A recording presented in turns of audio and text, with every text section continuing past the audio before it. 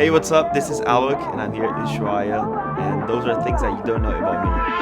Deep down, wishing you were mine. Deep down, miss you all the time. So the first thing you guys don't know about me is that my parents, they're both DJs. They've been the pioneers DJs of South America for the last 30 years. So I was born and raised into the electronic scene, and that's why I do what I do. Basically, my career is the continuance of their story. The first time I DJ was actually not my dad's main festival, Universe Parallel, was another party that he was running. And I remember that I was a very introspective kid and very shy. I couldn't really express myself. So I remember that the first time I raised my hands and it came the drop and everyone raised it as well, and it was magic. At that moment, I knew I could connect with people even though I didn't have to speak.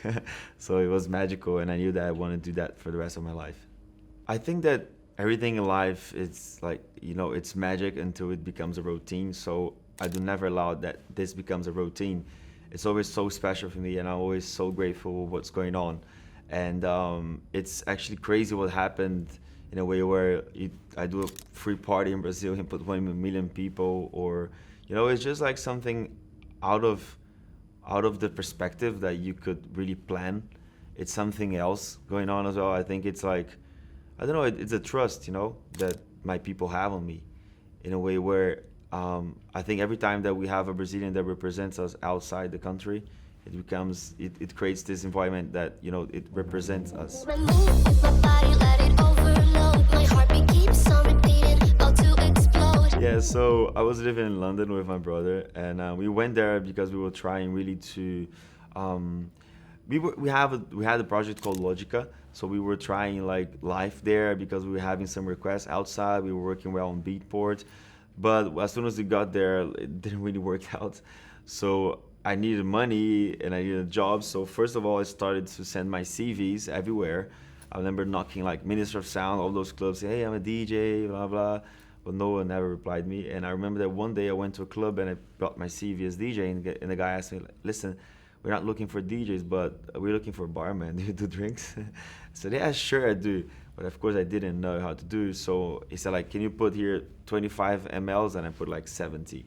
So it's like, guys said like, you cannot be barman, but you can be the barback if you up to it. I said, yeah, sure. So I started to become like a barback in this pub called the Prince in Brixton. And I remember that one day I was working for like 12 hours straight on, and then it came like a manager, and he came like, listen, do you like this kind of music that's playing? It was playing like housey music. I said, yes, I like it, but I like something more kind of like psytrance, underground. And then he asked me, I like Universo Paralelo, which is my dad's festival, because I was using the bracelet. I said, yeah, sure. So I said like, oh, it's my dream to go to this festival. And you know what, like, you won't believe who played here in London 3 months ago. I've been to the show. I said, who? He said, Logica, which was my project, and I really played in London. Do you know them? I said, yes, actually, it's me. So the guy said, what are you doing here? I said, like, it's live. I'm just like, trying here. So the guy said, can I help you with something? I said, yes. Can I be a barman? I don't want to be a barback anymore. So it was great, because I remember that sometimes I had to play in a party in London, and then I told, listen, I have to play now 3 a.m. Can you just leave me, and then can you let me go? I said yes. So he went to the main manager, said like, ALOK is not feeling so well, so he will go back home, and I'm also not feeling so well, so I'm leaving. So both of us went to the parties together. So yeah, it was a great moment in my life where I really learned a lot about myself. At some moment in my life, it was just too complicated to live through art, which is. And I remember that I was talking with my dad because I was looking the world around me and my parents, and we were having so much financial difficulties, and I just didn't want that for me anymore. So I said, listen, Dad, I just had enough. I need stability. So he the opposite from all the parents, he would say, okay, yeah, let's abandon DJing, just keep the university. But he said the opposite. It's like, no, abandon the university and keep on the DJ because I really believe in you. And if I had your ability, I would be, way farther than you. So he kind of challenged me. So at that moment, it was crucial for my career because I said, okay, Dad, but I will do what I want to do, not what you want me to do. So I created my project called ALOK, and I started to do this housey music. And yes, I did the best option, and I think that nowadays I live way more the international relation than my colleagues.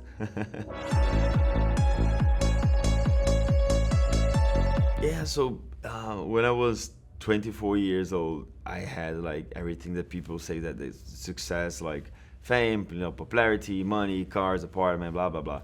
But I felt a huge emptiness, that I couldn't fill up with anything, not of those materials. So I went through a very deep depression in my life. And first of all, I was looking for inspiration, so I went to a very isolated indigenous tribe, which was like 3 flights, 13 hours in a row, 9 hours in a very small canoe. I spent 10 days with them. It was like life changing. And after that, I went to another trip looking for inspiration, which was in Africa. So I knew that from that day on, I wouldn't change the world, but I could change their world. So I started to raise this project with 300 kids. Now we have more than 20,000 kids. And I think that's what fill up that emptiness that I had beforehand, which I don't have it anymore. So if you ask me 10 years ago if I would do philanthropy, I would say, of course not. But nowadays is the way that I found to not get into that very deep shadow of my life. So it's only brightness and light.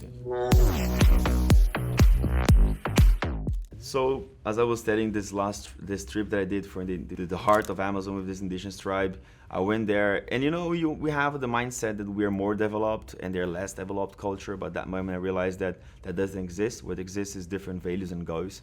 And at that moment, while I was doing songs to work at the top 10 Beatport, they were doing songs for healing. So in 2019, I was invited to become a character in a game called Free Fire. It's the most downloaded game in Battle Royale category in the world.